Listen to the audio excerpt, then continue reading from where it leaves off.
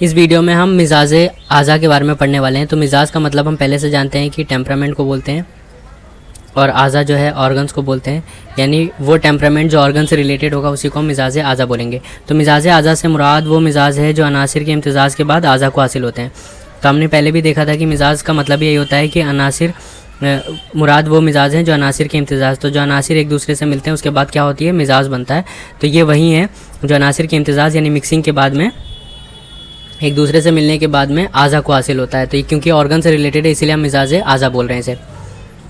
इसलिए इसके आज़ा की तरकीब में मुख्तलिफ अनासिर मुख्तलिफ मिकदारों में शामिल होते हैं। चुनांचा आज़ा इंसानी को बायत बारे मिजाज यानी मिजाज के हिसाब से 5 गिरोहों में तकसीम किया गया है। तो हम इन्हें 5 पार्ट्स में बांट रहे हैं। पहला आज़ा मोतदिला। तो वैसे यहाँ पर हम देख सकते हैं जैसे हम 4 कैफियत देखते हैं उसी के हिसाब से यहाँ पर सबसे एक पहली जो है वो मोतदिला है, जो मोतदिल होगी यानी जो मॉडरेट होगी।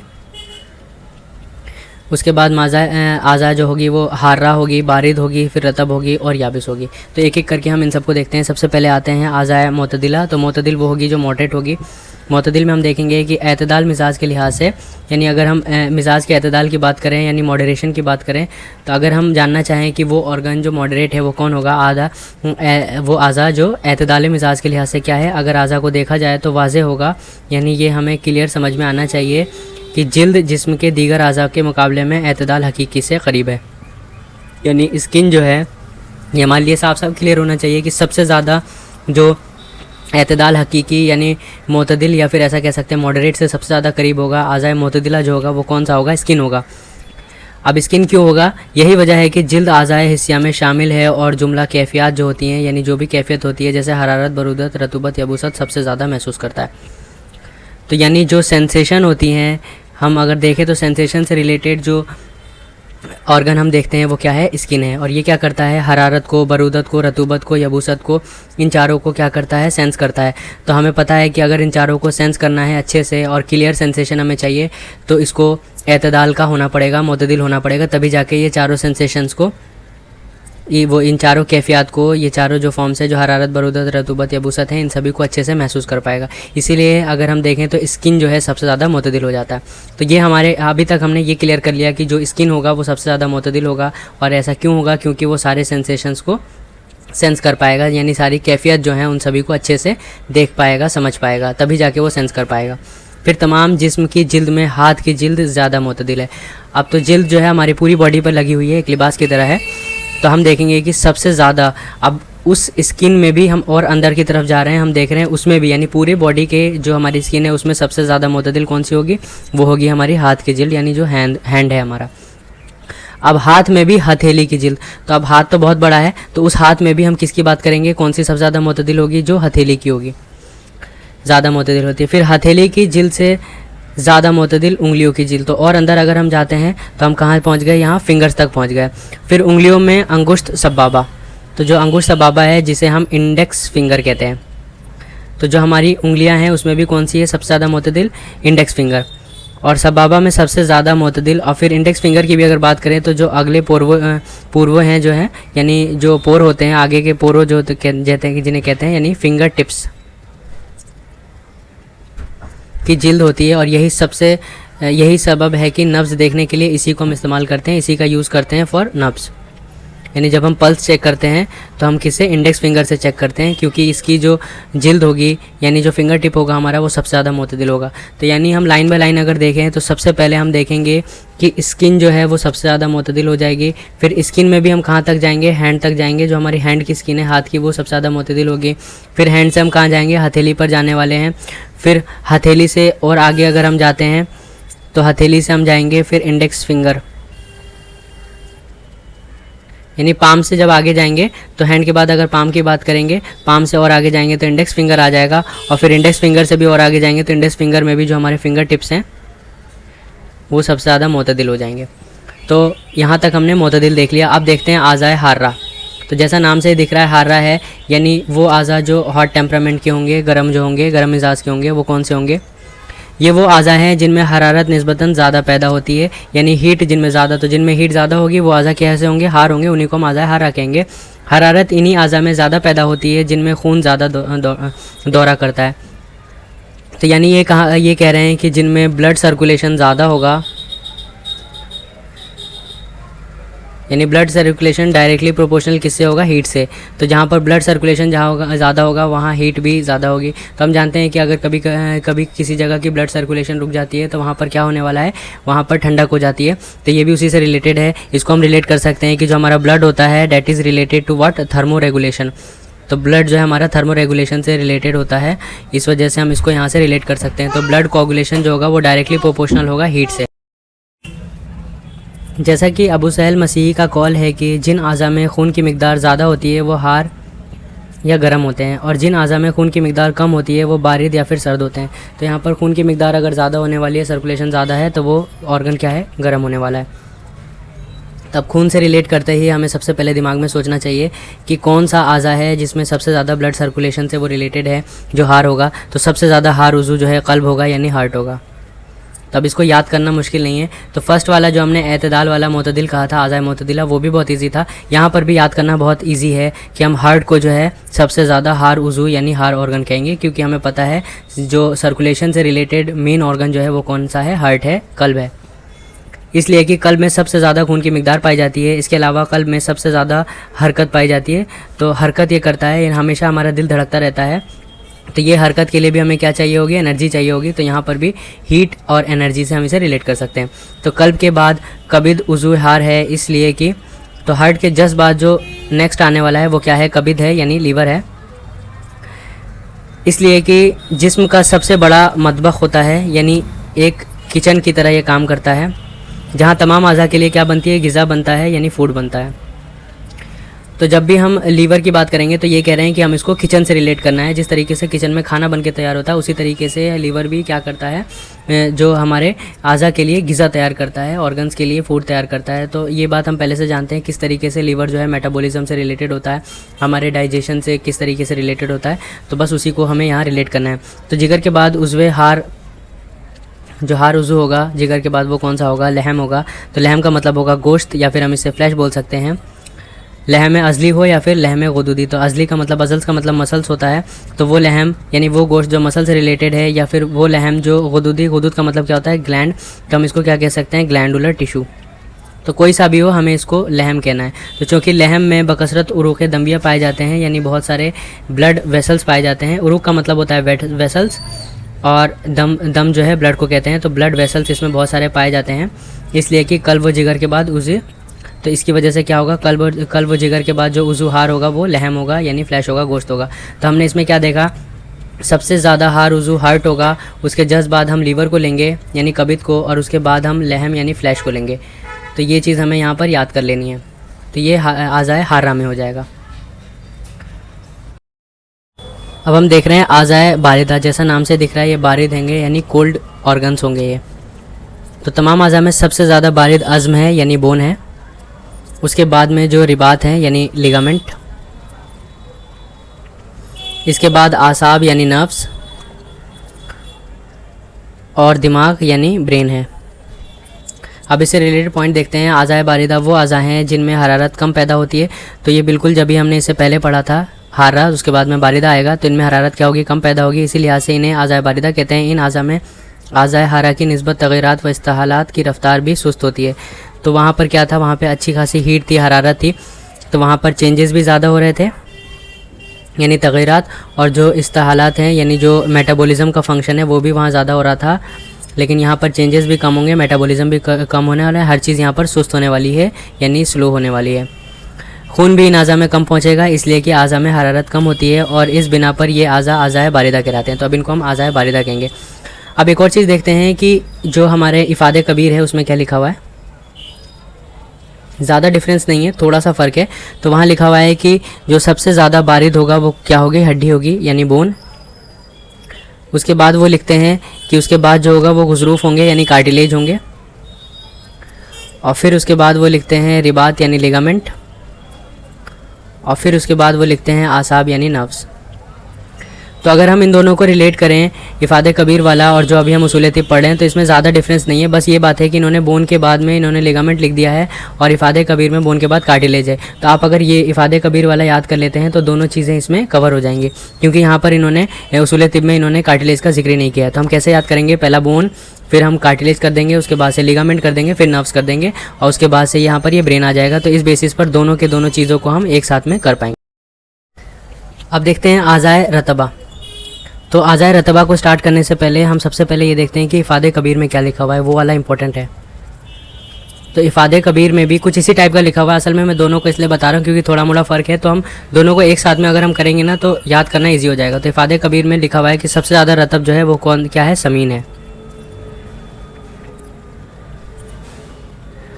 समीन के बाद जो है इन्होंने लिख रखा है कि शहम है, और शहम को ये कहते हैं गाढ़ा चर्बी जो है उसी को ये शहम बोलते हैं।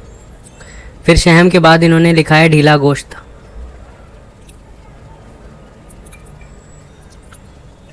और ढीला गोश्त के बाद में इन्होंने लिखा है दिमाग को, और फिर दिमाग के बाद इन्होंने लिखा है नुखा को,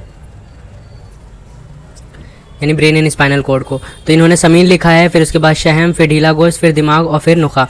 तो ये तो हमने इफ़ादे कबीर से देख लिया। अब इफ़ादे कबीर के बाद उसूल तिब में देखते हैं तो तमाम आज़ा में सबसे ज़्यादा रतब जो है समीन है। तो ये तो सेम हो गया यहाँ पर, लेकिन इन्होंने क्या करा है, अगर हम इफ़ादे कबीर के हिसाब से देखें तो समीन को और इसको दोनों को इन्होंने एक साथ में ही लिखा हुआ है। तो हम इफ़ादे कबीर वाला ही याद कर लेते हैं। तो इस हिसाब से क्या होगा कि सबसे ज़्यादा जो रतब हम कहेंगे वो समीन को बोल देंगे। उसके बाद शहम आएगा जो उसूल तिब में यहाँ नहीं लिखा हुआ, तो हम इसमें शहम का एडिशन कर देंगे। उसके बाद में यहाँ पे गोश्त लिखा हुआ है तो गोश्त आ गया। उसके बाद में क्या है, दिमाग और नुखा यानी स्पाइनल कॉर्ड भी आ गया, तो ब्रेन एंड स्पाइनल कॉर्ड भी यहाँ पर आ जाएगा। तो अगर हम दोनों को मिक्स करना चाहें, मिलाना चाहें, तो हम याद करेंगे कि सबसे ज़्यादा समीन होगा, समीन के बाद में शहम होगा। अगर उसूल तिब में नहीं लिखा हो तो हम इसे ऐड कर लेंगे, फिर ढीला गोश्त, उसके बाद में दिमाग और फिर नुखा। तो इस तरीके से हमें मेन चीज़ पता लग गई कि क्या है। अब एक और चीज़ हम देखते हैं, एक और पॉइंट यहाँ पर शेखुर रईस से रिलेटेड एक इंपॉर्टेंट पॉइंट है। उसको जानने से पहले हम देखते हैं कि जो समीन है और जो शहम है, तो असल में जब आप इसको इंग्लिश देखेंगे तो समीन और शहम की एक ही इंग्लिश आएगी, वो क्या होगी, फ़ैट। तो इन दोनों को हम फ़ैट बोलेंगे। लेकिन जब समीन और शहम दोनों फैटी है तो असल में इनमें फ़र्क क्या है, तो फ़र्क कैसे पता लगेगा, इनका फ़र्क ये बताते हैं। सबसे पहले देखते हैं कि समीन और शहम है क्या, तो ये फ़ैट है। तो समीन और शहम में क्या होता है, इनके अंदर रोगनी मादा होता है जो बतौर ज़ख़ीरा होता है, यानी इसमें रोगनी मादा जो है, यानी वो मादा जो कैसा है, ऑयली है, वो इसमें भरा हुआ होगा। तो हम जानते हैं फ़ैट में बहुत ज़्यादा ऑयल होता है। लेकिन इसके बाद हम देखेंगे कि समीन और शहम में फ़र्क क्या है। तो समीन उस चर्बी को कहते हैं जो लहम से मुतसिल होती है, यानी जो गोश्त होता है उससे मिली हुई होती है। तो समीन का मतलब क्या होगा, अगर हम समीन की बात करना चाहें तो समीन जो होगा वो मुतसिल होगा किससे, गोश्त से। तो गोश्त से मुतसिल होगा, इसी को हम समीन बोलेंगे। और दूसरी चीज़ शहम किसे बोलेंगे, तो शहम की अगर मैं बात करूं तो ये क्या है, गाढ़ी चर्बी है जो अमूमन झिल्लियों के साथ में होती है। तो अगर हम शहम की बात करें तो ये भी चर्बी होगी जो कहाँ होगी, झिल्लियों के साथ में। गाढ़ी चर्बी होगी जो झिल्लियों के साथ में होगी। तो ये चीज़ें हम इन दोनों में फ़र्क होगा। तो जो गोश्त के साथ में मुतसिल है वो समीन है, और जो झिल्लियों के साथ में आमतौर में होगी वो उसको हम शहम बोलते हैं। तो अब एक और पॉइंट हम इससे रिलेटेड देखते हैं जो शेखुर रईस लिखते हैं उसूल तिब में, जो लिखा हुआ है। शेखुर रईस ने शहम को हार लिखा है इसलिए कि बदनी हरारत के लिए ये वक़ूद होता है, यानी फ्यूल होता है। तो शेखुर रईस क्या लिखते हैं, इसको जो शहम है इसको हार लिखते हैं, यानी हार बताते हैं, यानी हार मिजाज का बताते हैं। लेकिन अभी हमने इसमें देखा कि जो शहम है वो क्या है, रतब है। तो अब ये हार क्यों बोल रहे हैं, ये भी हमें पॉइंट ध्यान में रखना होगा। ये इसलिए कह रहे हैं क्योंकि ये बदन के लिए फ्यूल वक़ूद की तरह काम करता है, यानी फ्यूल की तरह काम करता है। उसको हम इस तरीके से रिलेट कर सकते हैं कि जो लोग कम काम करते हैं, जिनकी लाइफ स्टाइल जो होती है वो बहुत ज़्यादा वर्क से रिलेटेड नहीं होती है, तो वो क्या होते हैं, उनके में फ़ैट धीरे धीरे जमा होता चला जाता है। वो इसलिए जमा होता है क्योंकि इनटेक उनका ज़्यादा है लेकिन वो काम ज़्यादा कर नहीं रहे, वर्क ज़्यादा कर नहीं रहे। लेकिन इन केस अगर कोई पर्सन है, भले ही वो ज़्यादा फ़ैट है, अगर वो बहुत ज़्यादा वर्क करने लगता है, यानी अपनी लाइफ स्टाइल में चेंजेस लाता है, अपने वर्क को बढ़ा देता है, वो भागने लगता है, रनिंग करने लगता है, तो इस केस में क्या होता है, उसका जो फ़ैट होता है वो धीरे धीरे कम होने लगता है। तो फ़ैट का रिलेशन इसी तरीके से है कि अगर हमारा इंटेक ज़्यादा होगा और वर्क हमारा कम होगा तो फ़ैट हमारी बॉडी में बढ़ता चला जाएगा, और अगर हमने ज़्यादा वर्क किया तो जो हमारी बॉडी का फ़ैट है वो धीरे धीरे कम होने लगेगा। तो यही चीज़ यहाँ पर देख रहे हैं, ये बोल रहे हैं कि जो शहम है, फ़ैट है, वो क्या है, फ्यूल की तरह है। अल्लामा महमूद आमली फरमाते हैं कि चर्बी बदन में हरारत इस तरह पैदा करती है जिस तरह सूखे तिनके आग भड़काते हैं। तो जिस तरीके से सूखे तिनके वगैरह लेकर हम आग भड़काते हैं, यानी आग में डाल देते हैं और फिर जब उसको हम जलाते हैं तो बहुत आसानी से जल जाता है, बिल्कुल उसी तरीके से वकूद जो फ्यूल होगा वो भी उसी तरीके से काम करेगा, यानी शहम जो है उसी तरीके से फ्यूल की तरह काम करेगा। जाहिर है कि तिनके बिलफेल बारिद होते हैं, तो जो तिनके जो होते हैं वो कैसे होंगे, बारिद होंगे, ठंडे होंगे, लेकिन जब आग पर डाले जाते हैं तो आग भड़क उठती है। तो इसी तरह बदन में शहम चर्बी को जलाने के लिए मुनासिब हरारत की ज़रूरत होती है, मुनासिब हरारत की ज़रूरत होती है। इसी तरह बदन में जो शहम होता है, यानी जो चर्बी होती है, उसको जलाने के लिए मुनासिब क्या होती है, हरारत की, यानी गर्मी की ज़रूरत होती है। इसको बिल्कुल इसी तरीके से रिलेट कर सकते हैं कि जब हम बहुत ज़्यादा वर्क करते हैं, अपनी बॉडी में हरारत लाते हैं, तो ये चर्बी जो है क्या होगी, गल जाएगी और ये चर्बी हमारी बॉडी से, फैट जो है हमारी बॉडी से कम हो जाएगा। अगर मुनासिब हरारत जिसमें ना होगी तो चर्बी बजाय खर्च होने के जमा होती रहेगी, हमारे फैट हमारी बॉडी में बढ़ता चला जाएगा। चुनांचा इसी बिना पर उन अशखास को जिनमें चर्बी की मिकदार ज़्यादा होती है वो बारिदुल मिजाज के होते हैं, यानी उनका मिजाज कैसा होता है, बारिद होता है। तो ये बिल्कुल इसी तरीके से है, क्योंकि इनका वर्क कम है, तो वर्क कम होने की वजह से ये लोग फ़ैट इनके में काफ़ी जमा होता चला जाता है, यानी फ़ैट बढ़ता चला जाता है और मिजाज के हिसाब से ये बारिद होते हैं। और अगर इनका वर्क बढ़ा देंगे तो इनके बॉडी से जो फ़ैट है वो कम होता चला जाएगा, वो फ़ैट जो है वो जलती चली जाएगी, जिसको हम कहते हैं फ़ैट बर्न होगा। तो ये फ़ैट क्या हो जाएगा, बर्न कर जाएगा। अब आखिरी देखते हैं हम, जिसको कहेंगे आज़ाए याबिसा। तो याबिस का मतलब क्या होता है, ड्राई होता है। तो ये बात हम पहले से जानते हैं। तो तमाम आज़ा में ज़्यादा खुश्क बाल होता है, यानी सबसे ज़्यादा खुश्क जो होगा वो क्या होगा, बाल, यानी हेयर। इनके बाद में हड्डी और इनके बाद में गुज़रूफ। तो इसके बाद में हेयर के जस्ट बाद में क्या आने वाला है, हड्डी यानी बोल, फिर गुज़रूफ आने वाले हैं यानी कार्टिलेज। इनके बाद में रिबात यानी लिगामेंट। तो आज़ा याबिसा के बारे में अगर हम देखें तो सबसे पहले हमने क्या देखा, यहाँ पर बाल है यानी हेयर है, उसके बाद में हम देख रहे हैं कि यहाँ पर हड्डी है, उसके बाद में गुज़रूफ यानी कार्टिलेज है, और उसके बाद में हम देख रहे हैं रिबात है यानी लिगामेंट है। तो आज़ा याबिसा वो हैं जिनमें रुतूबत कम पाई जाती है। तो ऑब्वियस सी बात है, जो रतब कम होंगे वो याबिस यानी ड्राई ज़्यादा होंगे। चुनांचा बाल व हड्डी का मुकाबला करते हुए अल्लामा नफीस ने कहा है कि बाल और हड्डी मसावी मिकदार में करौम्बीक। तो जो करौम्बीक क्या है, ये होता है ओल्ड डिस्टिलेशन का जो एपरेटस होता है।